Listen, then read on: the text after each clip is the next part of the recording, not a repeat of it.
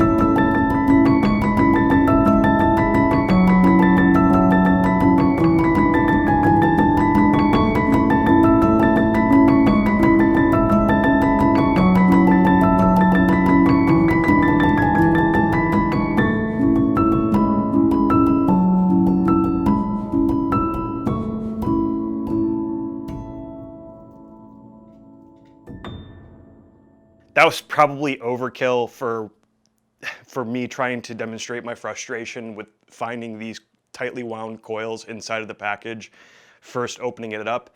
But I think I just kind of speak for all the electrics out there when I say that once we pull this light out for the first time and we get rid of the small tight coils, we're never going to wrap that cable that way again. Again, I would really love to see this over directly out of the case. As soon as you stab in the AC power, the light is going to turn on if the head is plugged in. Now, this isn't like an error or anything, so don't be alarmed. This is just because the ballast comes with the studio mode turned on as a default. And if you don't like that feature, you can actually go into the ballast and change it from on to off. But basically what studio mode is let's say, let's even just take my set here. Let's say I have an aperture there, an aperture overhead. I've got an aperture hitting the side of my face here. Basically what studio mode is you can plug all those lights into like one breaker or one DMX system or something like that. And the moment that the ballast feels power, it's going to flip on, which is really convenient if you have like a big theatrical production, being able to come in and just click on all the lights with one switch. So you could have it on, you could have it off. I'm personally going to switch it to off because sometimes I'm setting up in the middle while somebody's doing a take and they're nearby, and I don't want to accidentally shoot light into a scene. I might blow one of their takes, so I'm personally going to leave it to off.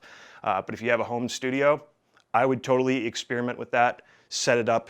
Like my set here, I have to go through each one of these lights and click, click, click, where it could just be one switch, so that's studio mode in a nutshell. By the way, this light also operates under 3.5 amps. So you could hook up 4 of these if you were on a 15 amp household breaker system, or if you were on a 20 amp system, you could hook up 5 of these lights, which is really, really cool. Really taking advantage of the LED technology that's out there. And just like the 300D Mark II, this can also run on batteries, with the red side being the main side you want to use if you're just using 1 battery, or you can use 2 for more output and time. So with everything about this light being almost exactly like the 300D Mark II, let's jump into the interface a little bit. You have your brightness wheel that can be controlled from 1 to 100%. You also have the bottom wheel, which will help you dial in your color temperature from 2700 to 6500 degrees Kelvin. Then you have the middle of the wheel, which has a set of common color temperature presets such as 27, 32, 43, 56, and 65. 56, 32, 56, only if she's 5'3", you know what I'm saying? It sounded so much better in my head, I'm sorry. You also get all the same effects, but they added the ability to change the color at random in some of the effects, which I thought was pretty cool, but you can also just dial the temperature into whatever you're looking for. They also added fire as an effect, and I could really see that being extremely useful. They've also added a new feature called output mode. Output mode, I actually admittedly had no idea what this meant when I first heard of it. I actually called Brandon over at Aputure and I'm like, dude, help explain this to me, because I've seen a couple of other YouTubers explain it, and I just feel like it needs a little bit more explanation. I want like the dumbed down notes. So basically there's 2 different types of modes. You have constant output mode or you have maximum output mode. Let's talk about constant output mode for a moment. What constant output mode means is that your exposure is never really going to change. So you can dial this up to 100% on the ballast, and then as you change your color temperature, the actual exposure is never going to change. Now, however, there is a downside to this. With all the little LED chips that are actually inside of this unit, the 2700 degree Kelvin chips that are trying to emit that 2700 degree color are only so bright, but the daylight chips that are inside are a lot brighter than the 2700. So basically what's happening in constant output mode, if you're at 100%, is that you're telling the 2700 degree Kelvin chips are telling the daylight colored chips, hey, dude, we don't want you to be brighter than us, be as bright as us. And that's basically what's happening. Now you have maximum output mode. Maximum output mode is when you want to throw as much light as you possibly can from whatever color temperature that you're at. And that's exactly what this unit is going to do. Now, when would you have to use one over the other? Well, it just depends. What's more important, your color of the scene or your output of the light? For example, when I'm shooting product videography for Shinola, the watches, my camera is usually stopped at like an f/16, which means I'm losing a ton of light to the sensor in the camera. So I need as much light as possible.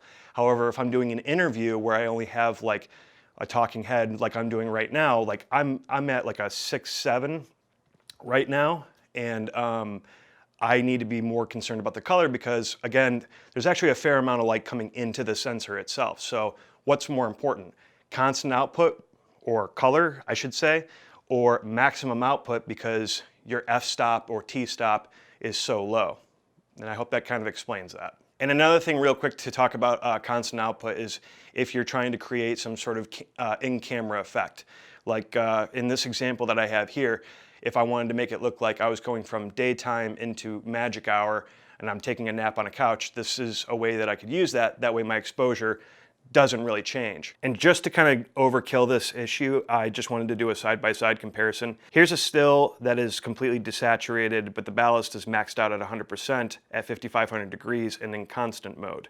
Now here's maximum output at the exact same color temperature, and it's clearly brighter than constant mode. So for anybody who is kind of confused about that, I knew that I just threw a whole bunch of information out there. I hope I explained that really, really well, but now you can see why both of those would be important and when not to use those. But sadly, that is all that I have for you guys today. If you like today's episode, please let me know in the comment section below. Huge thank you to Aputure. They sent me the light. They're not paying me. They just sent me the light and said, hey, dude, will you do an episode on it? And I think what they're doing that with a lot of different YouTubers because they want the feedback. So if there's something else that you think that you would probably change about the light, list it in the comment section below. I'm sure that those guys would love to check out that information. But as I said, that's all that I have for you guys today. If you like today's episode, please let me know in the comment section below. You can also follow me on Twitter right here. Don't forget that subscribe button, and we'll see you on the next one.